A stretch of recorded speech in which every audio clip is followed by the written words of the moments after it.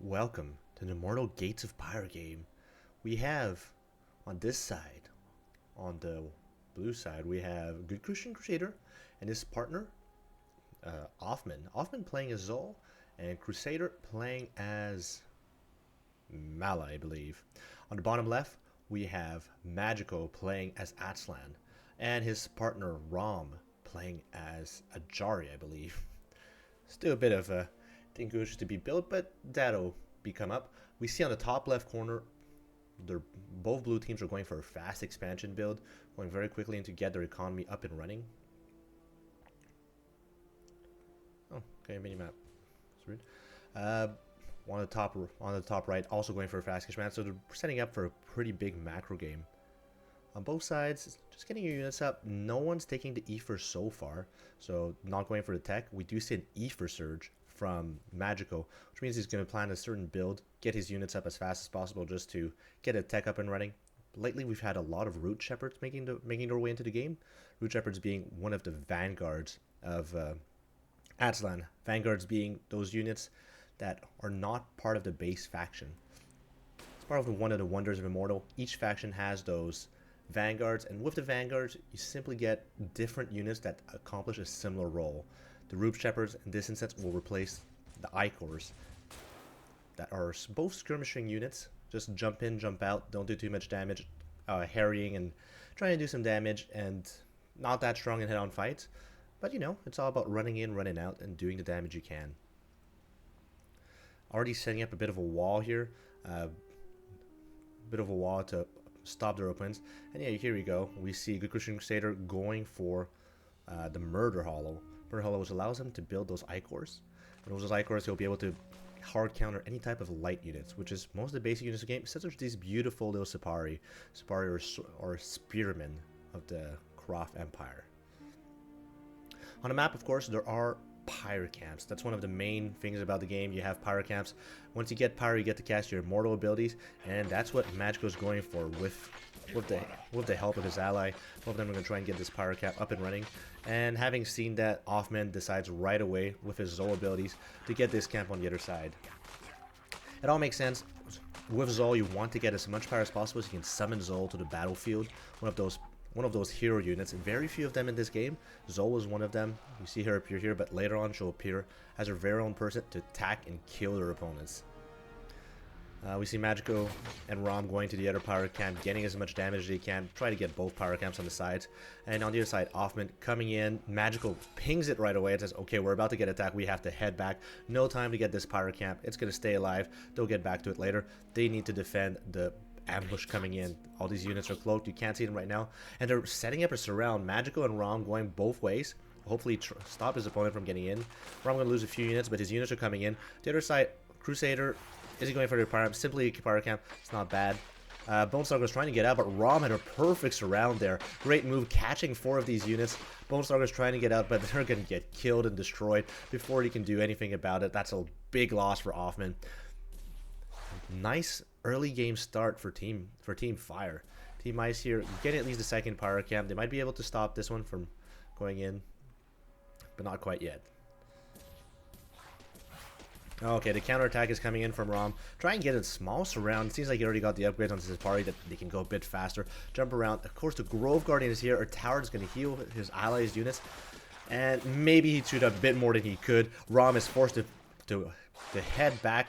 And those Icors are a bit faster than him. They're getting in. Malice spell is but the Christian Crusader, he wants to win this fight, making sure, using his ultimate abilities, his Pyre abilities to come in and kill his opponents, get Quiddo that are going to be spawned with any unit that dies within that zone.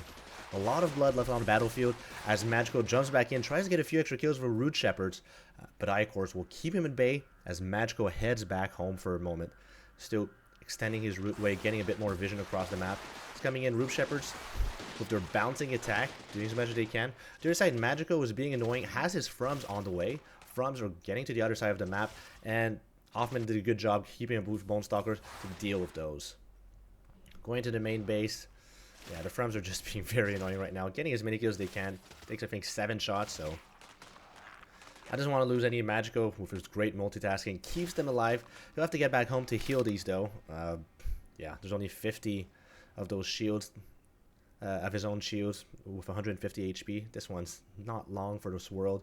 Let's get more. To the side, okay, Christian Creator trying to get a run by here. Magical not looking right now. Run by is going to come in, and Rom trying to get this round once more, trying to get them on both sides. Comes in, sees there's some units hanging, and Crusader again. Team Ice losing a few units, trying to get some run bys, getting some damage in, but Magical's going to intercept again, coming in from the side and get a few more shots in. And kills at least one. He's going to get 2 more on the retreat.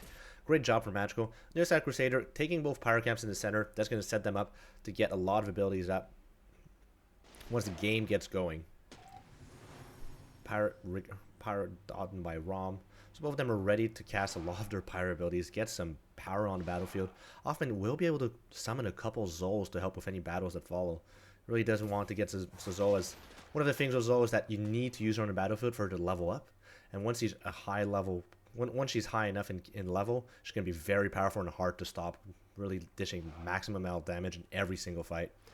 Now they're just kind of just looking at her. Magical being attacked by Christian Crusader is coming in, sees the opportunity for a few kills, jumps in. Rom comes back to try and help his ally, and he does. Coming in, Sipari with the Saoshin, these spellcasters, coming using their abilities, which gives a bit of a jump and heals the units. And there's a bit of a surround here by Offman, by Crusader and Offman, trying to get both of them, but Crusader was a bit out of touch. Rain of Blood comes down. All the units, the ultimate ability of Mala, as all of Team Ice units will be healed, but there's not that many left on Offman's side, but it's still going to help them do better in this fight than they would have otherwise. Spellcasters also get a lot of energy from them. Units get rooted down with its ability. Yeah, the Dread Sister is a very powerful spellcaster. Roots down units, they can't move while in that form, and gets chased down, gets a few more kills here. Magical, it's time for him to retreat the Icors, getting as much damage they can as the Frums and Aerox come on the other side to try and take down whatever units are going to come back.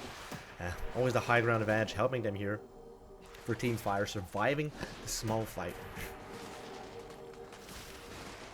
They both want that Pyre camp. Pyre camp always essential in getting some of those fights, and it seems like, yeah, Team Ice is going to get it. Crusader ready to use another Rain of Blood whenever he can later. Not quite enough energy quite now. Battles going on with the Zephyrs at the back, the Saoshin trying to do some damage to the top of the hill. Oh, and that's a great move from Magical, getting Adslan on into the fight. He's going to get all these units a bit more powerful around him. All those units get boosted shields, including his allies. It's going to make it a much tougher battle to fight with. It's really one of the strength of Adslan. You see those root buds, you got to spread them individually, and at some point you can move Adslan to be on one of these root buds. It's going to make the units around it much faster. He's really good about creating those strong positions. Crusader on the other side, getting another Pyre camp. You can never stop chasing after those Pyre camps. It's really essential to get your Pyre reserves up and running and always get more of them. Yeah, waiting for this one to come back up, and yeah, Rom wants this immediately. He wants this Pyre camp, not let his opponent get it. And there you go. On the other side, another run by coming in from Crusader. Bone Stalkers coming in. They're going to do a lot of damage. Magico sees it coming. He's sending back his units. And getting in there. And unfortunately, Bone Stalker won't do much work. Magico, great coordination on the map. Sees everything coming. Tower's also taken out. And Rom might want to jump on this. But not quite yet, it seems like. Okay, Crusader always got to be careful going up the hill. Comes in with his I-core composition. Their side, okay, Zakals are making the field a bit stronger units, better frontlinering than the I-cores. Great at dealing with those heavy damage units. The Zephyrs do take some extra damage from the Zakals. And, ooh, Christian Gator trying to go up a hill with Adslan sitting there. He's going to have to pull back immediately. He realizes this fight is not his to win. And they're both establishing themselves. On the other side, Magico has an army of From and Aerox. It's going to be hard to defeat this. Really attacking the economy while just trying to survive at home. And Team Ice knows that this is the right moment. They're jumping on their opponent. They're pouncing up the hill. Adslan still there to protect, but the numbers are overwhelming. Magico sent a lot of his money on those Froms, and they're pushing forward. A lot of Kitos coming in, and Magico might not have enough here, but his ally sure does. The Zephyrs are doing a good job. Is this going to be enough, though? They still seem to be pulling back. They have the Grove Guardian in the back. Adslan not going to be useful here. A lot of spells coming down through Crusader. A lot of spells are going to turn their enemies into keto as they die from those spells. The blood coming down as units die. Yeah, there you go. See, forming keto as they die. That's one of the major spells of the Dread Sister. The Vanguard for Mala. Again, the Vanguard, the replacement unit for the main spellcaster that we haven't seen yet. We haven't said Red Seers. At the same time, though, Magico at the back of this was multitasking. He was killing the economies of his opponents. Look how many workers are left. Almost none in any of these bases. Oh, well, a lot of bases are almost out of units. It's going to be hard for Team Ice to come back from. Magico still doing the magic. Lost his position up north, but really, he didn't lose a base. They're still on... Yeah, Team Fire is still on their 6 bases. Team Ice are also on 6 bases, but really, the economic damage was rough. Looking at the army supply, yeah, 114 from Magico. Crusaders back to 111, but Offman, he really took the brunt of that damage of 3 of his bases in a triangle. All of them taking a lot of damage. A lot of static defense making its way into the map. And the other side, another counterattack coming in for Offman. He's just going for the base here. The Grove Guardian's going to do some damage, but too slowly.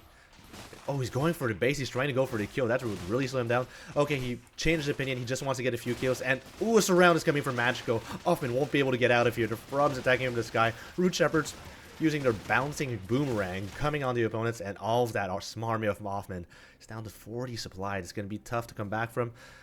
Magico really showing his mettle here, showing what he can do. Rom on the other side still has a strong army, a lot of Zephyrs, very powerful units, and Crusader's coming back, and he has the spellcasters. With those spellcasters, he can do a lot of damage. He tries a few of them, but largely misses, unfortunately for him.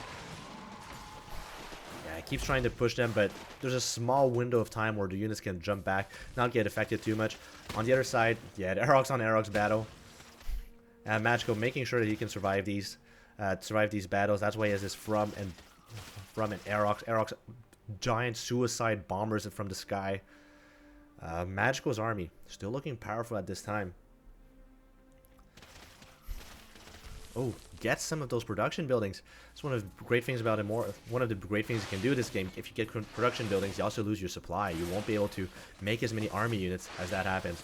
And as they're trying to defend, Rom goes for a counterattack. Magico summons a Deep Worm. Steve takes the field as he jumps into fire. Right into the middle of his opponent's base. They're going to have to pull back. They get pushed back by a giant worm. Kills the units. Keeps them at bay.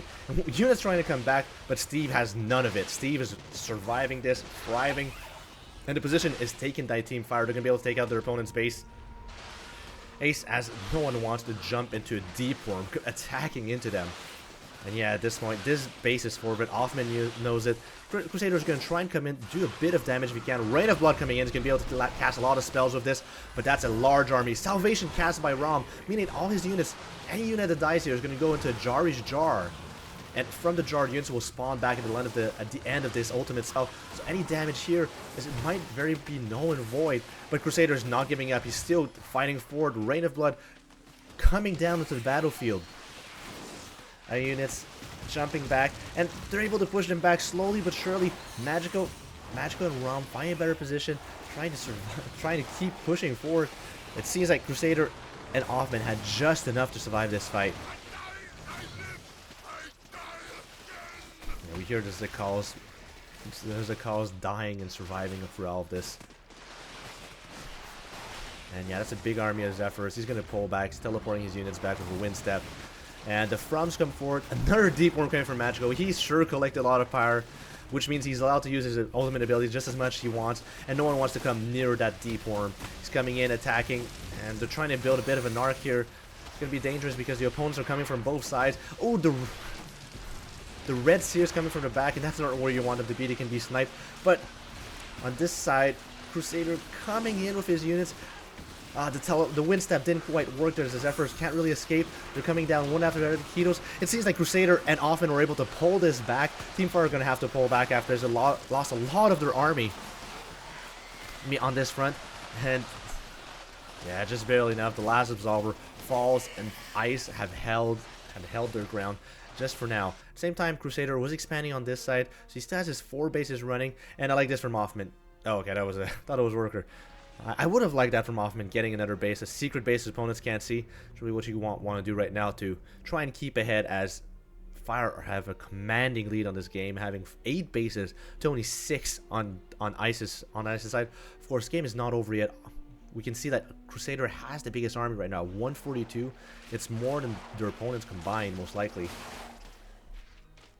Well, Hoffman combining his army with his ally can try and win this big fight. Aerok sacrificing himself on this army. Machiko knows he has to pull back. This army is way too big for what he can handle. He's waiting for his ally to come and help him. And yeah, we can see Rom coming back with his army as the Wraith Wolves are out of position.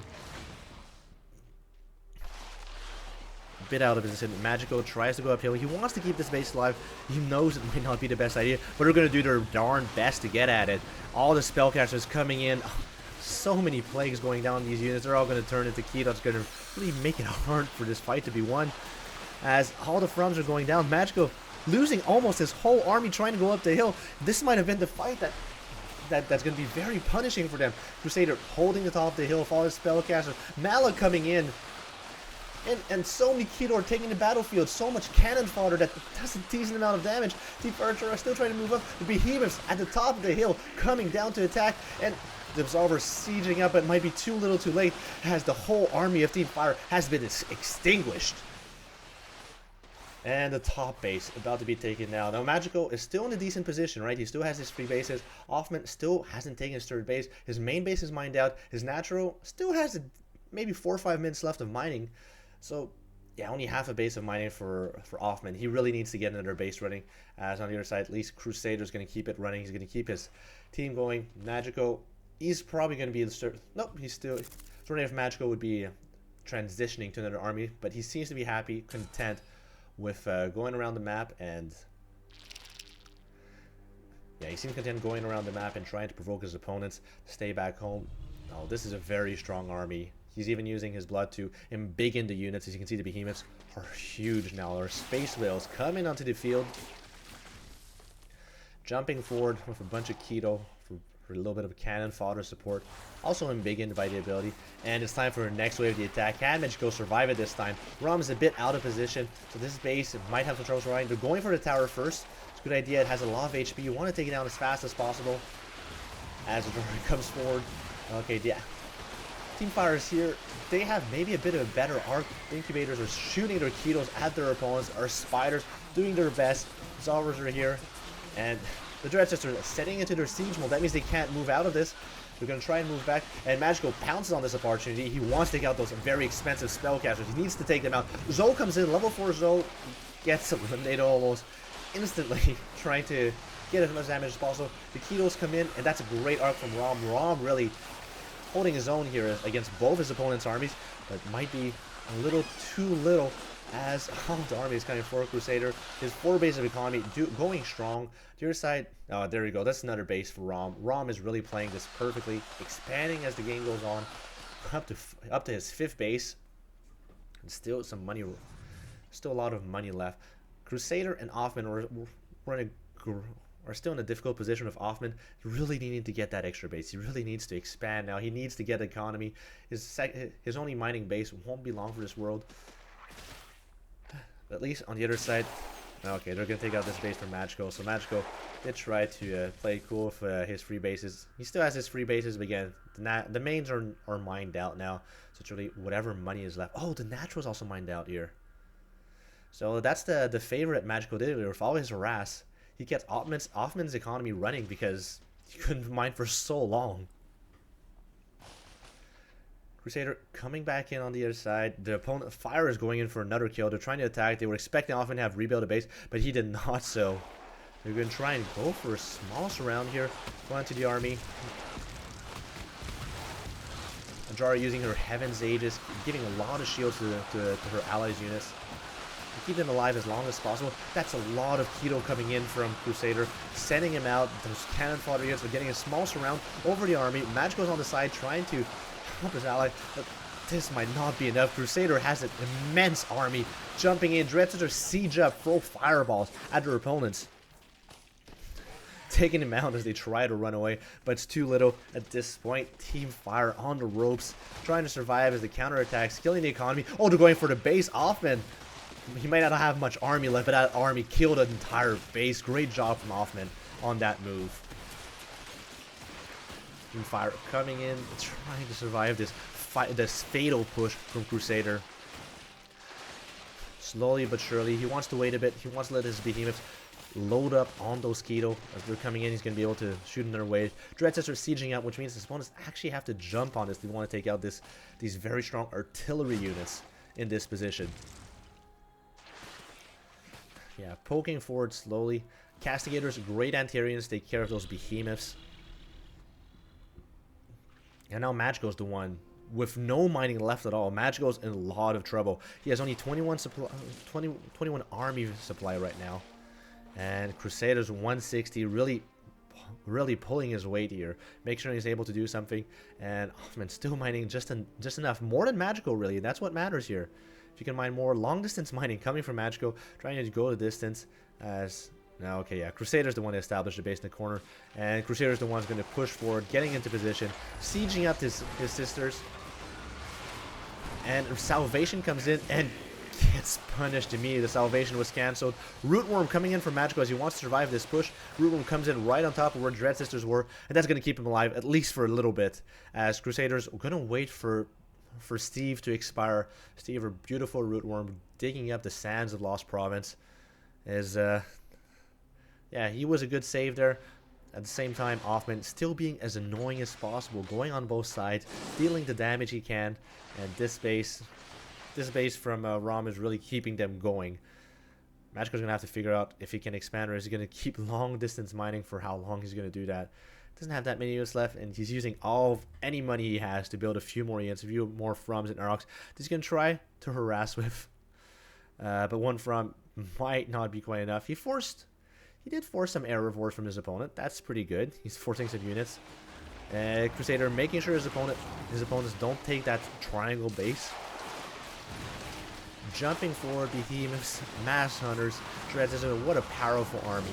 The army of the free units jumping forward as he's rooting them down and transforming all those Zephyrs into Keto of their own. And on that note, Team Fire knows they've had it. Ice is going to take this match. And yeah, hope you enjoyed this. So let's look at the stats